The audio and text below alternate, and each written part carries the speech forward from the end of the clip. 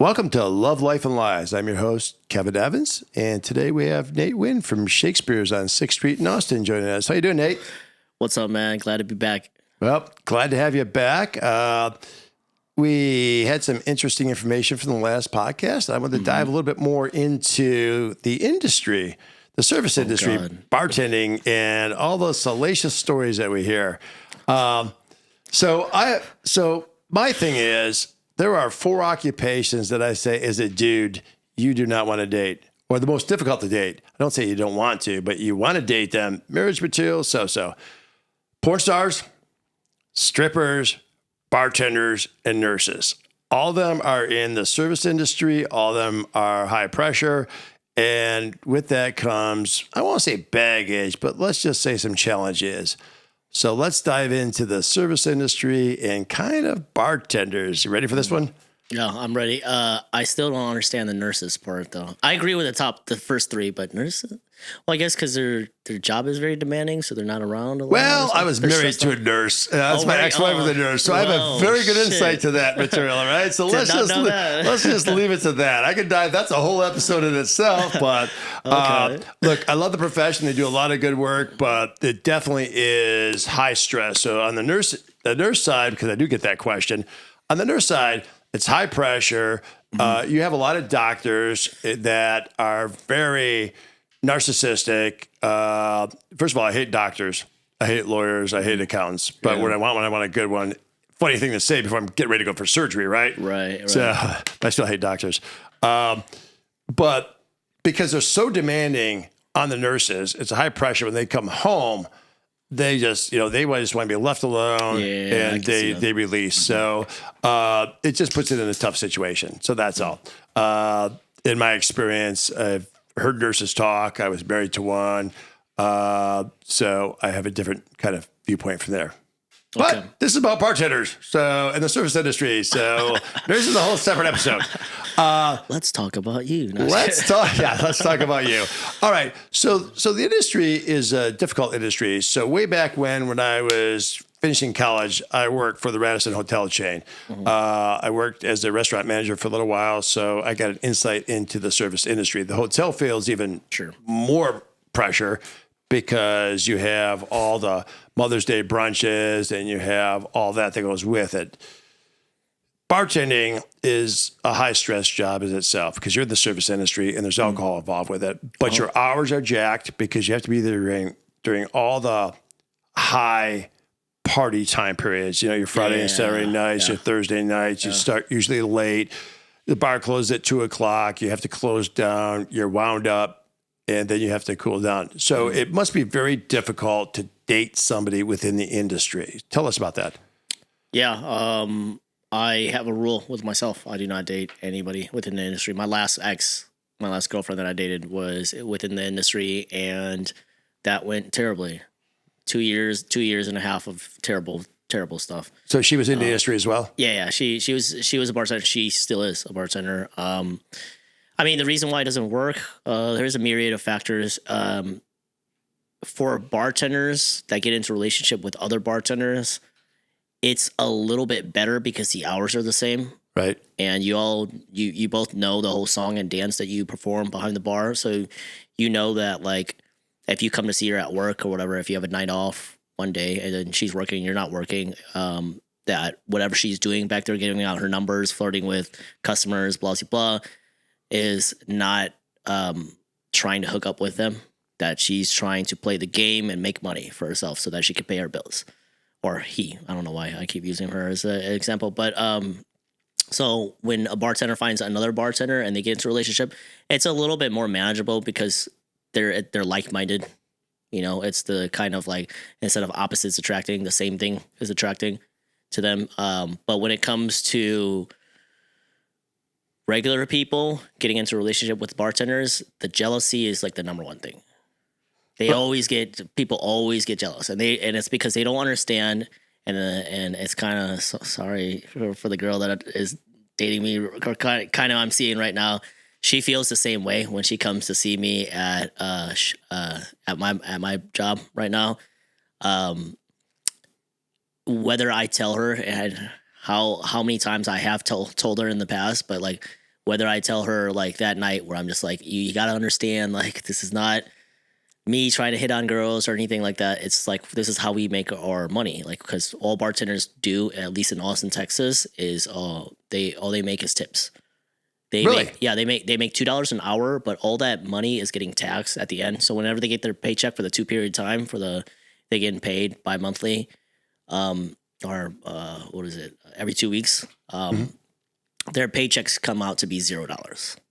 So even if you're getting paid $2 an hour, and let's say you work 40-hour weeks, and then you do 2 weeks of 80 hours, you should be making 160 or whatever on your paychecks, and then you get it taxed down to like 140, 130 or whatever. It is $0 because they're taking the money out of the tips that you're making. You have to declare those tips, and you don't have to declare like 100% of them. Some bars do make you declare 100% of them, but your paycheck will always be $0.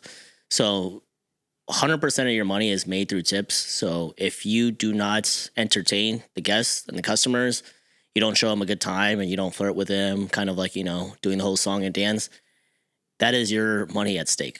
So you're not going to be making a lot.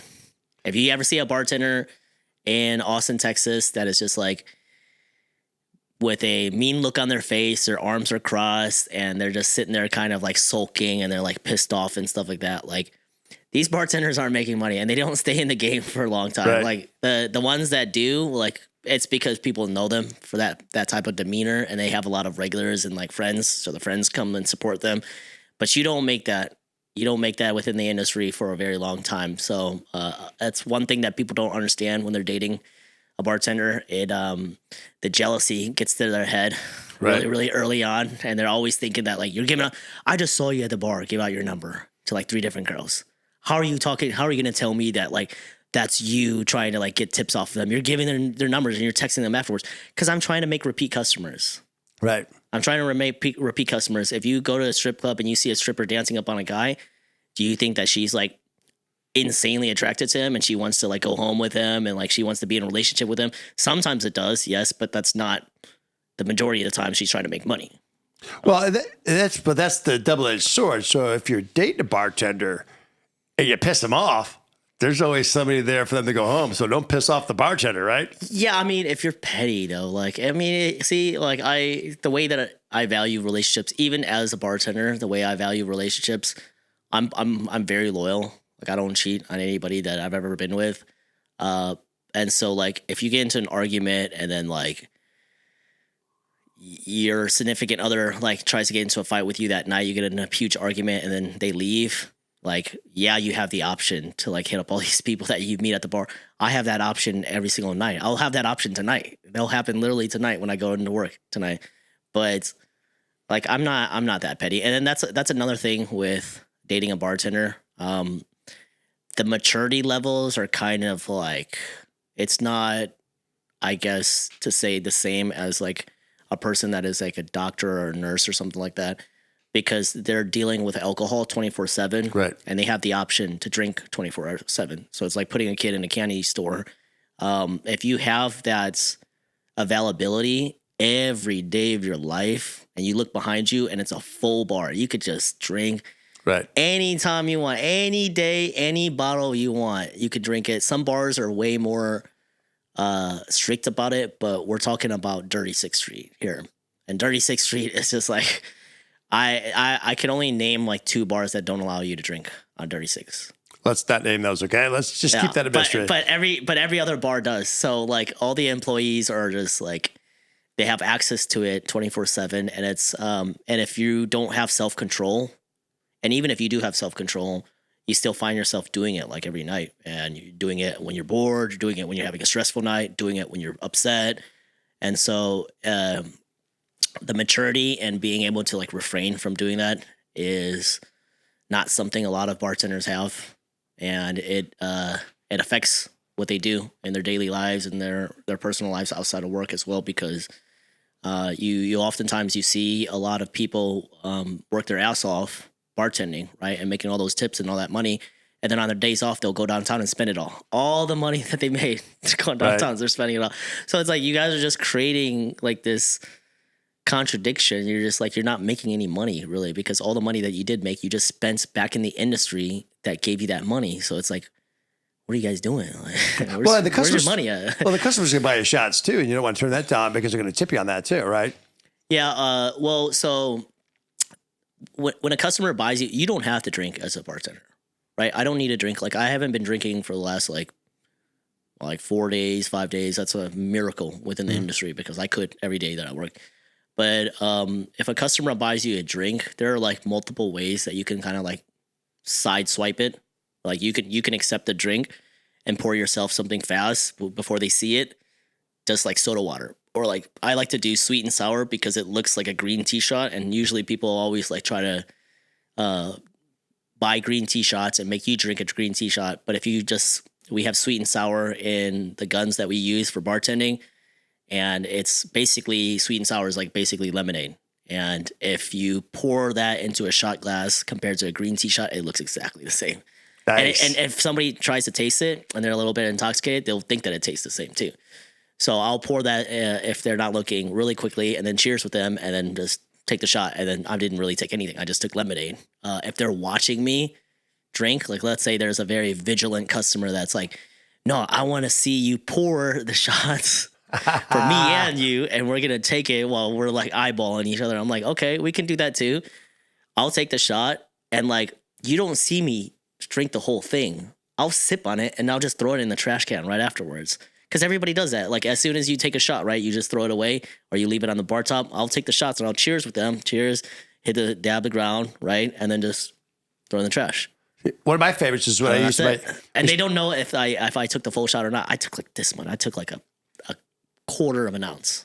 See, my trick is I would sip it. So what I'll do is I'll take it and I'll pretend I'm sipping it and throw it behind my mouth. People do that as well. Yeah, so the other thing too is I'll go. Well. I'll tell these guys, especially like their 21st birthday, 22nd birthday, I can out drink you. I'm like, all right, let's go. And I was like, I'll go, white tequila shots, and I'll tell the bartender, make mine water. Yeah. And so they're all doing tequila shots. Like, all right, another round. I'm just doing water shots. It's great. It's like, just salt the rim and put a lime on it so it looks like a tequila shot. Yeah, we're good. Nobody will be the wiser. Yeah, they're not smart enough to figure that one out yet.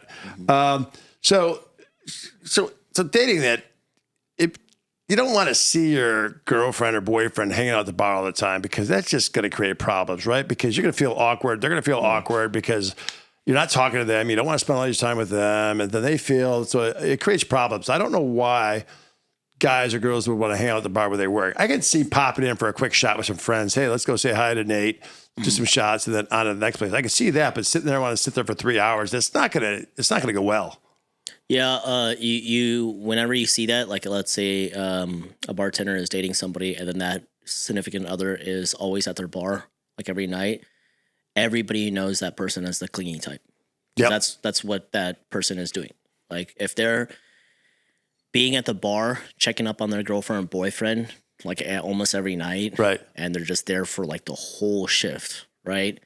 It's basically saying, I don't trust you. Like, I don't trust you. And so that's why I'm here. I'm clingy and I'm like paranoid. So I can't like just let you do your job that makes you a living. Like, I have to be here to like kind of like, right, like be an authoritative like person in your life that is like trying to maintain the fact that you're not actually going to cheat on me or do something. When like just trust them. Like if you can't see, that's the whole jealousy thing that I was telling you about in the beginning. Like they're jealous. They're jealous. They don't have it, and I get it. It's not like this goes past me because I work in the industry. Like right. I see, and I try to do the most. Like I do it a lot. If I get into a relationship with somebody that is not a bartender that works in the service industry, I will try to continuously tell them that. Like explaining it, how I'm explaining it to you, that this is not a flirting kind of thing, flirtatious, or it's not a wanting to hook up. It's part of my job. Customer service. Yeah, it's part of my job, and I try to like relegate that information as much as possible to them. But it's on them to like get past the paranoia and get past the mistrust. Well, it's also hard. It takes a very special person to date somebody in the service industry, especially a bartender, for example, because they're going to work at nights. They're going to be working at all the key hours. So that person's left at home. So if you have somebody that has a normal 9-to-5 job and their significant others, at the bar, they have nothing to do Friday and Saturday night. And then they're, the bartender's ready to go on Sunday and Monday. and that person's got to work. So it does create kind of a tough dynamic. So you have to be a very strong person to be able to deal with that. Yeah. A lot of them like to go out and drink on those days. So as a bartender too, you're sacrificing all your weekends. Right. You're never going to be able to go out with your friends on Fridays and Saturdays. Fuck holidays. You're done on holidays. Like Halloween, you ain't going anywhere Halloween. You're working on Halloween. New Year's Eve. New Year's. If you call off on Halloween or New Year's, you are getting fired. Like that happens. It's not even like me exaggerating. That is a thing because it's literally the 2 busiest nights of the year. And if you are anywhere of a decent bartender, they are going to need you. If you suck as a bartender, you're going to find a lot of Friday, Saturdays nights off. And you're going to be like, well, you know what? Like, I'm a bartender and I still have Saturday night off. Yeah, because you're not a good bartender. Right. That's why. Because we need the good ones on the weekends because those are the busiest nights of the week. So all your weekends are shot. Your holidays are shot. The person that you're with has to understand that they can come out and go to the bar that you work at, and you can hook them up all day. And the good managers and bar owners will understand. They're not going to be like a Nazi and be like, charge her full price or charge him full price and stuff like that. It's like, that's my girlfriend, boyfriend. Like, why would I do that? Like, not all bar owners would do that. The majority of them will understand and let you, like, you know, discount their drinks and hook them up and stuff like that with a free shot or whatever every now and then. So they can come out and come see you and support you that way and have a fun time, because as a bartender, you are making these people's nights. Like, you are in a way greatly in control of how their night turns out, because if they are rude to you and if they fucking treat you in a certain way, you can deny service. You can like tell other bartenders to not serve them. They cannot even be served in your establishment. You can kick them out if you want to. That's one of the great things about working in the bar industry, is that, like, if I don't want a customer here, I can choose to kick them out. Right. Not as just a manager, but like anybody in my establishment could do that. Anybody in the bar establishment could do that. You don't have that liberty at, let's say, Walmart, or like if you worked in like accounting or something and you hate somebody that, you know, your next door neighbor or something like that. Like, you can't kick them out of the office, you know, but you can do that at a bar all day, every day. So customers are being rude to you, bad to you, you can make or break their nights. And so you're in charge of that. If your significant other comes to see you at work, you can make their night amazing. You can make it really great. They just have to get past the whole, I'm not flirting. Right. I'm not being, like, you know, stop being jealous. I'm doing the whole song and dance. Like, let me just do my thing. Like, but you are flirting. Here's what people. Well, yes, but it's not flirting with the intent that I'm trying to like hook up with these people. If I'm in a relationship, I'm not trying to do that, because I have my girlfriend that I'm with. I mean, I can't say the same for some other bartenders. Maybe they want to cheat or whatever. But if a bartender is doing that in front of their significant other, it's not flirting in the sense that they're trying to hook up with them. They're trying to do it for the money. Well, what people don't understand, there's a clear difference between flirting and hitting on. Flirting is making somebody feel good about themselves in interaction. Hitting on is the intention to follow through with the flirting aspect on. So there's two different things. Okay. And people don't understand the difference of that. Flirting and hitting on are different. I flirt with everybody. If I'm going, through the airport and stuff, I'll make everybody feel good about themselves, because I like people feeling good about themselves, and that's part of flirting. Fair enough, actually. Yeah, I see that. So people flirt. That's what you do. It's hitting on, that's the problem. Like, okay, when the hands start moving in certain areas and stuff like that, or with the intention to follow through, and that's where it becomes a gray area. A lot of guys think, when bartenders, especially women bartenders, are nice to them, they think they're hitting on them, when really they're just doing their job and, flirting or being nice. Yeah. And that's the problem with women. If you're nice to a dude, they think you're hitting on them. And that's the challenge they have most of the time. Bartenders especially, because if they're nice to guys at the bar, they have nowhere to run and hide. That guy can sit there at the bar and just being annoying as fuck. Yeah. And they can't run anywhere. Now they got to deal with that all night, which can impede her other tips, because this guy's going to be needy and trying to pull her in and stuff, and that's going to impact her income as well. So that becomes a tougher challenge for women, I think. You must see that a lot. Yeah, it's America. but even at your bar, I mean, look, Shakespeare's got some very attractive bartenders there. Let's be honest, okay? And it is 6th Street, so guys want in there and be shit-faced, and all of a sudden, wow, she's being nice to me, I'm going to hit on her. And so they must get just slaughtered all the time. Yeah, I mean, this is the American concept, right? We live in this country. I was born here in Minnesota. Like, We have establishments like Hooters and like Twin Peaks and stuff here in Austin that like their whole business concept is having beautiful women get hit on by guys at these places, so that's all they do to make money. And it's not a strip club, it's not a bar, it's a restaurant that serves food. But like you go to Hooters and you see all these women dressed like really provocatively because it sells. So the whole sex sells, 100% it does. Does that make the girls uncomfortable? I'm sure it does for a lot of them. I'm sure a lot of them also know what they're getting into. So as a female bartender, it's not a mystery that this happens to them, and they know that going in. Right. They understand that they're going to get hit on many times throughout the night by not only just like their customers, but sometimes even their coworkers. So it I don't think it's a thing that is missed by them. I think they all kind of like some way know what they're getting into, but it can get kind of brutal sometimes for them. For guys, it's I'll tell you the opposite end of the spectrum. For guys, when we get hit on by girls are very aggressive about it. When girls hit on guys, it is so when guys do it, sometimes it can vary, right? It can vary through like different like stage 1 through stage 10 or something. Right. With girls, it just goes straight to stage 10. It's like stage 8 through 10. There's no stage 1 through 7. It's like 8 to 10 because it's like I got okay. I'll tell you this example. This one story. I was at the bar. This is just so random. I was at the bar. It was like early on in the night. Working? Yeah, working. Okay. Bartending behind the bar. One of my coworkers, Josh, he wouldn't mind if I named him, like Josh Washington. He can vouch for this story. Like he wouldn't care. He's right next to me, and we're just behind the bar, slanging and banging. It's early on in the night, so there's not too many customers there. But this girl just eyeballing me in the corner. So I'm just like, okay, I'm go over there because Josh is like, he's being a fucking boy. So he's like, dude, like, look at this girl. Like she's like super into you and stuff. And I'm like, okay, I didn't really notice that, but like do see that she's like eyeballing me. So I'm like, okay, let's go talk about that. Like, so I walk over there and I talk to her and she's like, I have a proposition for you. And I'm like, okay, what's up with this? And she's like, I'm not from here. I've been in town for the next 2 days. I have a hotel room at like the Omni or whatever I'm staying at downtown. I want to sleep with you, but under one condition.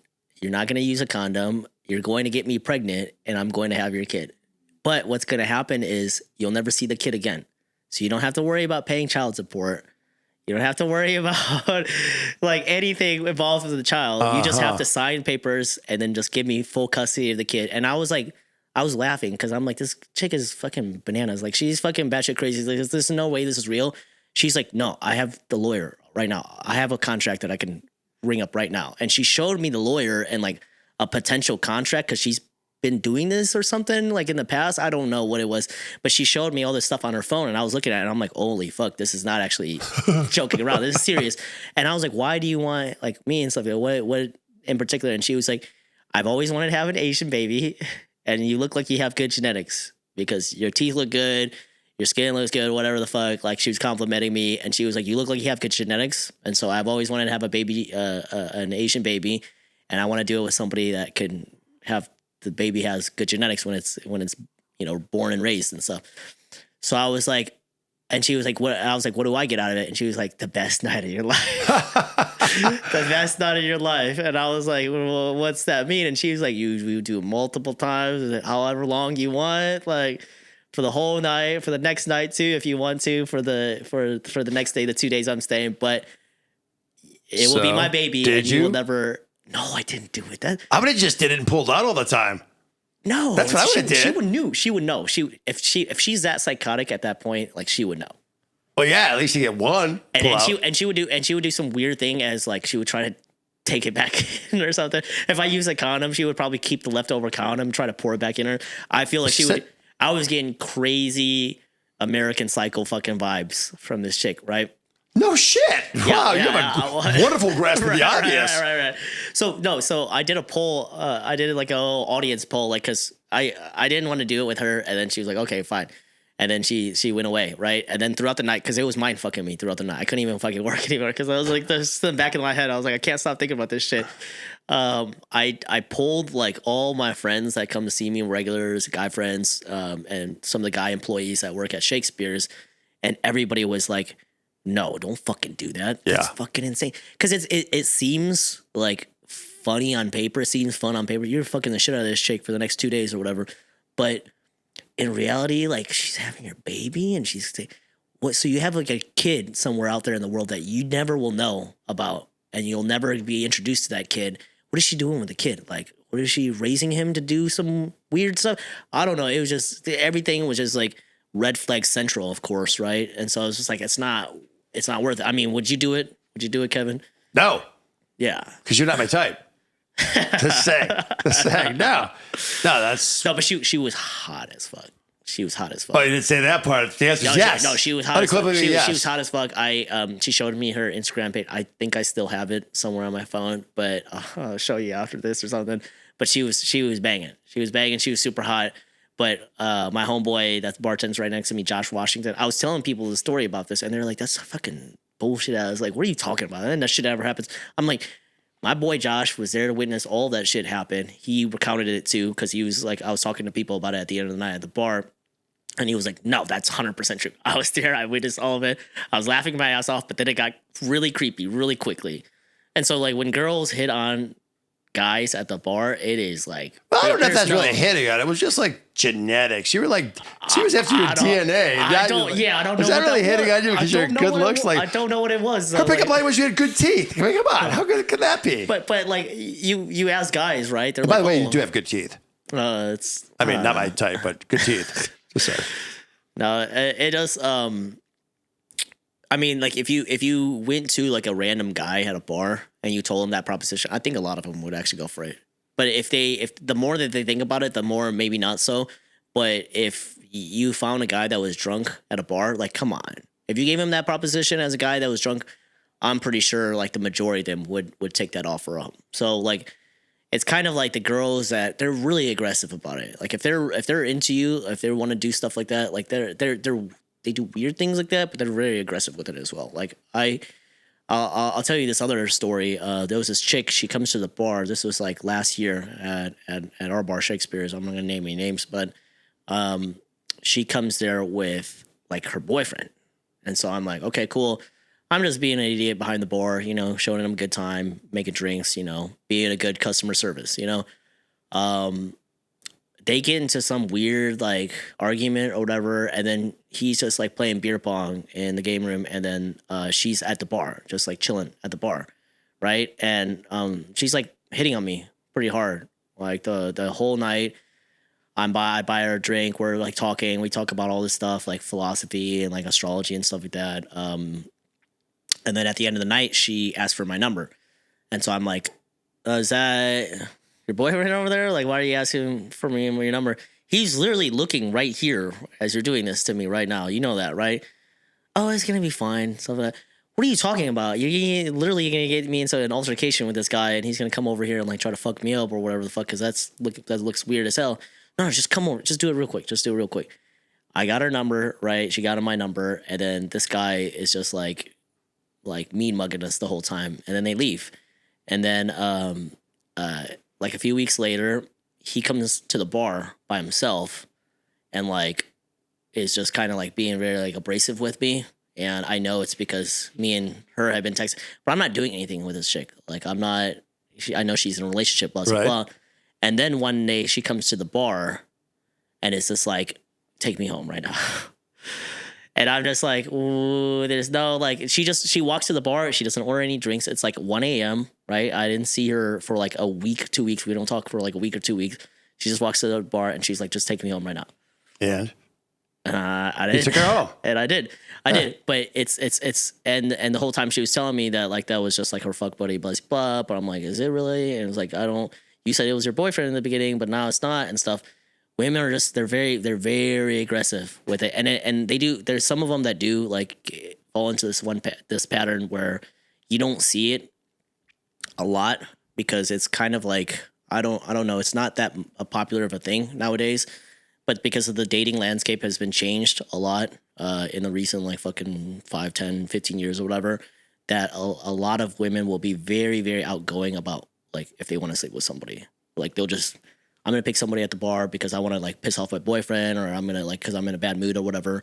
And they'll be as upfront about it as guys will be at the bar. So I see that. I mean, you get that. Like, and that's becoming more commonplace nowadays than ever. Especially in the industry. I mean, so within the industry, though, okay, so coworkers has to be an interesting challenge. I'm sure you've had relationships within the industry with coworkers at some point at bars, correct? Never at the bars that I work at. I don't get into relationships with you've heard of people at the bars that I work at. Yeah. Okay, so I'm sure you've worked with other people who have had relationships. Other bartenders, sure. There you go. Okay, so that's got to be pretty commonplace. I know when I worked at the Radisson Hotel back in Detroit, that everybody was sleeping with everybody within the hotel industry on top of it. You work so many hours, you're there all the time, and again, that wind down phase after the bar closes or the restaurant's closed, and they got to go somewhere and party. So they end up at either somebody's apartment hanging out drinking. Mm. Next thing you know, people are naked. I'm sure you've seen that a number of times. So yeah, I mean, that happens frequently in the bar industry. It happens in the restaurant service industry a lot as well. I mean, like there's the whole running meme about how if you walk into a restaurant, it's like, who do you think is hooking up with who in the restaurant? This guy's probably doing her. He's probably doing her. There's probably like the majority of the staff hooking up with each other in the restaurant. And then in the bar industry, it's probably all of them. It's a high number, though. It's a high number. It's a high number. I mean, you're in a very high stressful situation, but you're not like a nurse. You're not like saving lives, right? Like if you're really killing them. Yeah. You're killing lives at the bar. Killing livers at least. Yeah. But like if you're working in a restaurant as a server and stuff like that, you know, you're not saving lives if you like don't give them food on time. You know, like not to say anything against servers or anything. It will affect their money, it will affect their tips and everything. But it's very different from the stress that nurses have or doctors have. But within the service industry, that stress is just like it's kind of like a chaos type stress where it's like you're dealing with you're having to like multitask so many things and it's getting so busy that you're getting overloaded, kind of like physically like that. It doesn't like affect you in a way where it's like a life or death situation with nurses or whatever, if they're taking care of patients, and that's that type of stress. But what I'm trying to say is what they like to do to unwind is after work, have a few beers, like have a cigarette, blah, blah, blah, with the same people that were in the trenches with them during shift time. Right. So that leads to partying, and then that leads to hooking up with a lot of them. Also, the fact that they're working like crazy hours too, so they're around these people so often that like you start to like kind of like gravitate towards other individuals. Like you find other individuals attractive and stuff like that. In office spaces, people are a little bit more distant, right? Because they have like cubicles or they have workspaces that they're in, and they're more confined in their own kind of like world. When you work in a service industry, you're taught to be personable. So not only with the customers, but also your employees as well. You don't really get that vibe at an office. Right. Well, and also the service industry, they're typically going to be younger. They're going to be fairly attractive because whether we want to admit it or not, looks play a role in hiring typically in a lot of these in the bar industry. Customer service skills are going to be very high because you're used to, talking with folks and flirting and 100%. So you're going to have all the skill sets going to be there. So there's going to be natural attraction. It's just going to happen. The younger and attractive thing. Yes. 100%. That's something I missed out on. Yeah. They put a bunch of 21-year-old kids that are attractive in a high stressed out environment with alcohol, and this is like some of their first jobs that they've ever worked at, right? Like, what do you expect? It's like putting gasoline next to fire and not expecting it to explode. Like, it's like, come on, guys. Like, we all knew what was going to happen. Right, it's going to happen. So obviously, there has to be relationships that happen within the bar, and they're going to hook up in the bar after hours. I mean, people are going to get it on in the bar after hours sometimes. I remember yeah. I did a bartender way back when in college one time. Yeah, it does. So I went to visit her, closed down the bar. After closing the bar, and we're banging on the top of the pool table. So that was kind of fun. I was really hammered though, so I went in the bathroom, threw up, came back, and continued the fun. That was a bad one, but that happens in the industry. It's like you have access to that stuff. Why not? So I mean, come on, you gotta give me some good stories here. I'll tell you some, but I'll also say this: working in the bar industry is some of the most fun I've ever had in my life. I'll bet. It's awesome. It's fun. I worked my way up within this industry, so I've been downtown for like almost 10 years now.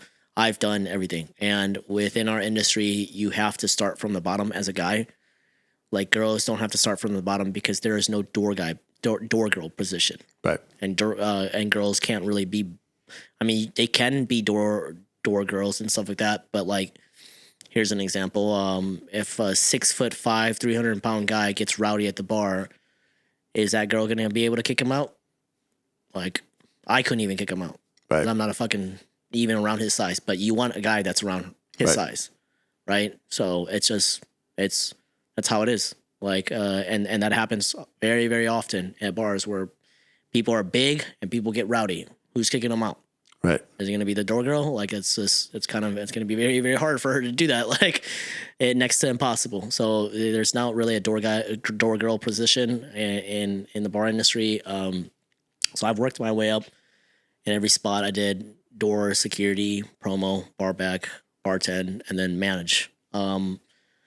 But so it's been some of the funnest shit that I've ever done in my life. Okay, so where's the coolest place you've hooked up in a bar? Come on. But if we're talking about that, not your current bar, of course, because you would never do that. Not at the current bar, but there was a bar that I used to work at about like 8 years ago, maybe more or less, where I hooked up with a different girl at a different part of the bar.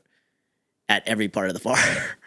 So it was like the way the bar is laid out. There's like a front area, there's a back area, there's a kitchen, there's a upstairs, there's a patio, and there's like a storage area and all sorts of like, and there's the men's bathroom, the women's bathroom, and the unisex bathroom, right? There was a different girl at every area of the bar. So all those areas. Over what time period? God, it makes me seem like a slut. Like a year and a half, like... Okay, so a year and a half period. So it wasn't like a year and a half, yeah. It wasn't like each night in a row, because that would have been really impressive, by the way. What's the best place? The best place that I've hooked up with in the bar industry with a girl is the worst place. Men's bathroom. It's the bathroom. It's the bathroom. Men's bathroom. You can't. There's no. You can't be anonymous hooking up with them in any other part of the bar because people see during work hours. If you do it in a stall, like you can actually close the door. During work. Oh, touche. Yeah, it's during work, after work. You got to do it in the bathroom stall. You have to do it in the bathroom stall. And the reason why is because there's a door, so you can be somewhat anonymous with it, even though there's 4 feet. Well, it's kind of easy to straddle too. If it's the right way, you can straddle. Yeah, you can sit down on the toilet seat or whatever as well. She can ride you, blah, blah, blah. If you do that in like a behind a wooden cover in the bar, people are gonna see that shit. It's not. There's not. If you think about the bar, there's not a lot of areas that you are like actually kind of somewhat concealed as opposed versus the bathroom. You know, that's during work. You might be able to do it like in the staircase or something like that, but still, like people come in and out of the staircase. So you're a dirty little slut, aren't you? You just clap if your runs a ladder there. Well, touche. Why not? Like, hey, go for it. I'm single. Like, why not? Like, yes, his number is now. Hey, put it out there. My address, my social security number is 1 2 3 4 5. So coworkers, have you ever walked in on a coworker getting it on? Unfortunately, it happened a few months ago. Honestly, I mean, this particular guy lasted for like a minute. It was really, really fucking pathetic, but I don't think that he was going for duration. I think he was just going for just And you caught him? Yeah. In that 1 minute? Yeah, well, I went back there and I heard a bunch of moaning and shit like that. We Couldn't have been that much moaning. It was a minute. Well, it was a strong minute, I guess. Like, It was a very aggressive minute, I guess. But I went back there and I was trying to get some supplies, and then there was a few people that also went back there because we're all going in and out trying to get shit. And we all heard it, and we're like, oh, we know who is doing it with who or whatever. And then it was a strong minute. It was a strong minute back there, and we were all laughing our asses off. But to his defense, which I don't really care, but to his defense, he probably didn't want to go that long because it's like he had met that girl that night, and it's like, who gives a fuck, right? Because he's that type of guy. He's like, I don't care. Like, if I finish, then that means she finishes. so there you go. Like, all right, it wasn't a good experience for her. But when a girl like hooks up with a guy at a bar, do you think that they're having a great time? It's not about true love and marriage at that point. Right. But are they really getting off? Like when they're like, when I was fucking girls inside the bar, right? Like sometimes I would get off. I don't think that they were ever actually doing it because it was just kind of the thrill of it. Novelty. It was a thrill of it. Like we weren't actually like sitting down like just taking our time or whatever. It was like, take me to the stall and just fuck me right up. You didn't get to know each other's parents, I guess. Mm-hmm. Like it sounded that made the families. And it sounded like they were having a great time. So who knows? They probably would. They probably weren't or whatever. But it was like, I don't know. I guess my viewpoint on that has kind of changed throughout the years. But like I think it's kind of just like you're marking shit off the bucket list kind of stuff. So you like to be cuddled now. That's what you're saying. Well, I like to I like to be abstinence. So I'm a born again virgin. So the women bartenders, I mean, they're different. They're a little different breed. Most of them, yes or no, or some of them a little active. Like that way. I mean, we got customers. I mean, how many we're going to take a customer in the back and rail them? Yeah. It's yeah. You're right. With guys, yes. The guys be doing that as male bartenders, but with female bartenders, that doesn't happen that often. You don't ever see them exactly like you said. Hey, I'm gonna bring this guy into the bathroom and just like fuck his brains out or whatever. Like that, I would say almost never happens. Like sometimes it does, but you compare that to how many times the guys are doing it with female customers, and It's like it's like way different. Like the numbers are way different. I think they're more of a get my number and I'll fuck you after work. You come over to my place or I'll come over to your place and we'll fuck after work. So then that comes all to my whole idea of like, are like women doing that with guys randomly at the bar to actually like get off and like have a great fucking experience, have a great time? Or is it just kind of like this, like marking it off my bucket list? Like I'm feeling crazy. So it's some crazy story that I can tell my girlfriends or whatever one of these days that I like hooked up with a bartender on like a cruise or in the bathroom or whatever the fuck. And I could just say that I did it because I was in the crazy phase. I'm such a crazy person like in that part of my life because you don't really have that other way around. You don't have female bartenders doing that to male customers at the bar. Right. Barely ever at all. I mean, it does happen. Of course it happens. It does happen, but like compared to with guys, it's like completely different. Right. Not the same frequency. Yeah. I mean, so it is tough in the industry. I mean, the stress, you're right. It's just about moving fast. It's about multitasking and just firing the drinks off, dealing with drunk people, a lot of times. So, so on the bartender stage, what are the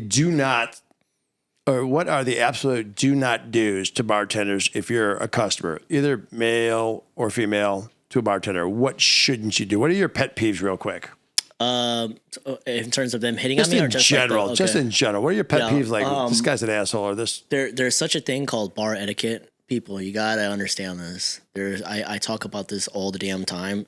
There's such a thing called bar etiquette, and what it is that there's a type of like decorum, what you do at the bar to like, let's say I'm behind the bar and you're coming up to order. If I'm busy and I'm dealing with like 3 other customers and you come up and you're like snapping your fingers at me or you're waving at me, you're like saying like, hey, I need a drink. I need a fucking drink. Blah, blah, blah. If you're doing that shit, that is like probably my number one pet peeve because it's like, you guys don't understand the bar etiquette. We are doing it by first come, first serve. So if this guy comes here, this guy comes right after, and then this chick is the third one in line, I'm taking care of it like that. So if somebody comes in on that fourth person in line and tries to like supersede everybody else and tries to like sit here and yell like, hey, like, can I get my drink, blah, blah, blah, when they don't see the other people waiting here, like not only does that piss them off, but it's also pissing the bartender off as well. Like that's the only way that we can do this.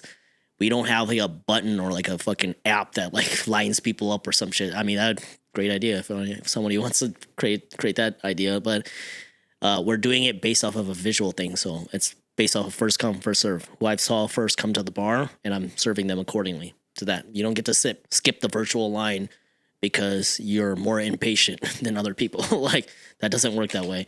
So that's one of my pet peeves. Another bar etiquette thing is know your order. Come on, guys. Like you gotta know what you're ordering. Like don't come up to the bar and start making up weird drinks. Like no one knows what the fuck. When you come up to the bar and say, can I get an RBV? No one calls it that. No one says that. Nobody knows what the fuck you're talking about. An RBV is a Red Bull vodka. But no one comes up and says, hey, can I get 3 RBVs? If just because you created an acronym doesn't automatically make that like a drink that people say all the damn time. Like people come up to me and be like, let me get a WC, 3 RBVs. The fuck are you talking about? A whiskey Coke and 3 Red Bull vodkas. Like, how do you not know? I'm like, because you are the only one who knows that. That's why. How do I not know? Because you are the only one who knows that. Like, so don't come up with weird drink orders and stuff like that. Say it how it is supposed to be said, because that's the bar etiquette. Because it's not like an elitist thing. It's so that I can understand what you're ordering. And if I'm busy and you're at a high volume bar, that is like insanely important to just be very transparent about what you want. Also, the indecisiveness, I find that very unattractive. If a girl comes up to the bar and is like, I don't really know what I want, it's like, well, okay, let's figure it out together. And one of my strategies that I like to do is like, I always ask them like, drink beer or shot. I want to drink. Okay, with a drink, do you want something sweet, sour, or fruity? And if I can break it down in that way, then I can start making your order. If I'm like drink, shot, or beer, I don't know. You want to go with a drink? I don't know. Like, okay, let's go with a drink. Do you want something sweet, sour, or fruity? I really don't know. I don't know. I have no idea. Well, can I make you something fruity? I don't know if I like something fruity right now. Like, okay, something sweet. Yeah, but it's too sweet. Yeah. Like, something sour, but I don't really want, because it's gonna hurt like my tongue or whatever if I drink.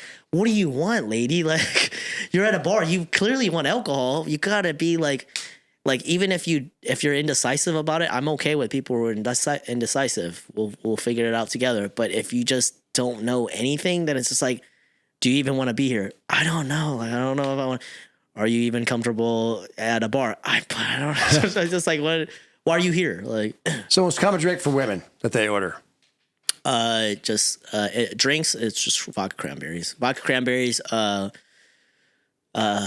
Tito's and soda, ranch waters. The ranch water has gotten really popular in Austin, Texas. And it gotten popular. They didn't create this recipe, but Ranch 616, which is a bar, I can't remember where it's located. I don't go there that often, but they popularized the ranch water that they put on their menu. So that is a thing where it was, you open a bottle of Topo Chico, you pour a shot of tequila in it, usually Espolón, and then you put a lime wedge in the bottle. And then they would give that to people. They called it on their menu the ranch water, and it was popular as fucking shit. Like, everybody wanted to order that stuff. Like, and from there, it started like, they didn't create that recipe, but from there, it blew up in Austin. So now everybody knows about the ranch water. What's funny about that particular drink is that, like, when girls order it, they don't understand that it's just tequila and soda water. So it's so strong for them, and they'll be like, well, can I get like extra limes? And I'll give them 3 limes. It's like, can I get more limes? And so they just want it to be lime juice and tequila and a little bit of soda water in it. They don't understand that that's what ranch water is supposed to be. It's supposed to be like tequila. It's like a tequila seltzer, but it's a seltzer that doesn't have a flavor in it. You do a little squeeze of lime in it, so it's like a tequila seltzer lime with a little bit of lime. But they overpower it with the lime because they're like, it's too much tequila. So they don't really even know what they want. Dudes, what do dudes drink most of the time? Guys, Don't say White Claw, please. no. So here's the problem with guys. Do you give coloring books out with White Claw? By the way, White Claw is a terrible seltzer. I'll tell you this right now. White Claw is a terrible seltzer. It tastes like trash. There's no flavor in a White Claw. The only reason why it's popular is because it was one of the first ones that got big. But that's it. It doesn't taste good. White Claw does not taste good, guys. Thank you for killing White Claw as a potential sponsor. Thank you, Nate. So we're in the show right now. Yeah, it really doesn't. Like, what are some good seltzers? Like, you know the Simply. No, but what do they drink though? What do dudes? What's your normal? What's your normal drink? I'll tell you what dudes drink. They drink what is told to them that is supposed to be manly. So guys will come to the bar and order this shit a lot. They'll order whiskey cokes a lot, but they don't like drinking whiskey. But they order it anyways. Or they'll do like a shot of whiskey, and I'll be like, what kind of whiskey? And they have no idea because they don't drink whiskey. They have no idea. So they're like, just give me like Jack Daniels, and they'll take a shot of Jack Daniels and they'll almost throw it up because they're just like, I don't like this, but that's what other guys think that it's a manly drink. So that's why they order it. And I'm sitting there just like, hey man, I don't have a problem. Like the bartender they do judge you based on your drink order. I'm going to tell you that right now. But I would judge you less if you were comfortable with what you liked. I would judge you less 100% if you were comfortable with what you like. So if a guy likes to drink vodka cranberries and he was comfortable about it because he likes the taste, hey, I'll respect, 100% respect. But if you do it because other people are telling you that's what you should be drinking as opposed to like what you actually want, that's what I don't respect. So I'll have a lot of people come up to me, like a lot of guys come up to me and order Hennessy, right? Hennessy is a cognac. Like it has a very distinctive taste to it. It's kind of sweet. They'll drink it. They'll try to throw it up right afterwards. And I'm like, because you don't like it. You'll order Crown and Coke. You'll order Hennessy. You'll order some type of whiskey drink, and you don't like it because you don't like whiskey. Like maybe you like rum. Maybe you like tequila. Maybe you like gin. Like there's like a million other different liquor brands out there, like liquor stuff companies out there that you could actually enjoy. Experiment around, but they don't ever experiment because they get kind of nervous when they come up to the bar and they order. So, be yourself for God's sakes. Right. Be yourselves and experiment around, man. Like you don't know. Like the first liquor I ever drank was rum, and I hated it. And then like I started messing around with a bunch of stuff, and then I found out that I really love whiskey actually, and I really love tequila. But I would never know that if like everybody was telling me that like, oh, you just hated the rum because you didn't really give it a try. Just keep drinking rum the rest of your life. You know, it's going to be good. One of these days, it's going to be good. I'm like, no, to this day, it's still not good. Oh, wow. I had some Cuban rum. I went to Cuba briefly, and I had their rum. Oh, my God, that's stupid good. Because also, when you mix it with their soda there, because they have the embargo, so their sodas there are with, like, sugar cane. So you get Cuban rum with their soda with sugar cane. Fuck, that is badass good. Ooh, see, that sounds pretty good. It was really good. I have to. That was good shit. In fact, I have some still here. You have some pretty good selection here. I have a very modest first aid kit at my house for just the right people. So not everybody's invited, but it's I try to cater to folks and their basic needs. It's a pretty good selection, people.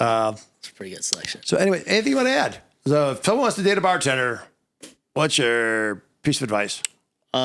Just don't. Don't. I mean, kind of yes and no. I'm not gonna say don't because I don't want to be pessimistic about it. You know, yeah, because I actually don't. So don't be like me. Don't be all jaded and don't be pessimistic. If you want to date a bartender, just take that whole jealousy thing out of your head. Take it out of your head. Let them do what they love to do for a living because the bartenders aren't just doing it for the money. I mean, the money's great, but they love to do it as well. It's a fucking awesome job. You get to be at the center of the attention. You get to be on the spotlight. It fucking feeds your ego like crazy. Like you get to be a rock star for one fucking day. You know? Bartenders are cool. Like I always take care of bartenders pretty good. You know this. I've been in Shakespeare before. I try to take care of the bartenders as best possible. Look, they have a tough job. They have great personalities. They meet a lot of cool people. I find they're fascinating folks. It's just hard to get to know them because the hours just. But I'm always very open to hang out with bartenders all the time and stuff because they are really good people and they bust their ass. I was in the service industry before, so I get it. You know, tip them well too. Come on, guys, don't be stingy. Tip your bartenders. Tip them well. You know why you should often. You know why you should tip your bartenders because they are providing you a service when they give you your drinks and make their drinks in front of you. Like a robot is not doing that. A chef isn't doing it in the back. The bartender is doing that right there in front of you. They are providing you a service. They can make your drink a million different ways. They can make you a million different drinks. So they are providing you a service. So please tip them for that service. Like that's what they're doing.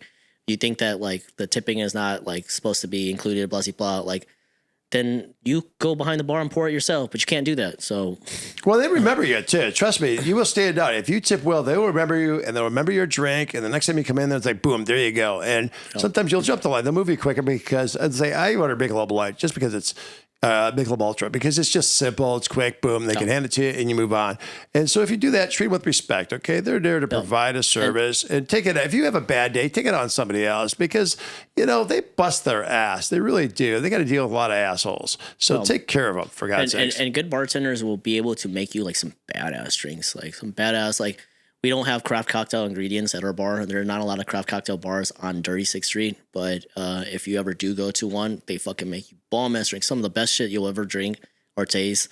And there are bartenders downtown on 6th Street, on Dirty 6th Street, that can make you, with the ingredients that we have, some badass fucking drinks that taste amazing. So, like every bartender knows like a million recipes in their heads. That they, in terms of shots and in terms of drinks. So that's the service that you're paying for. Well, and they know shortcuts. It's the shortcuts and the speed and all your drinks. So it's 100% tip your bartenders. Tip them well, please, guys. Well, and hats off to you in the industry. You know, it is a tough job, and you have to deal with a lot of folks. But you know, I appreciate you coming in and sharing your insight a little bit and some stories. Hell yeah. And just remember, live, love, and enjoy life. Thanks, Nate. Thanks again, man.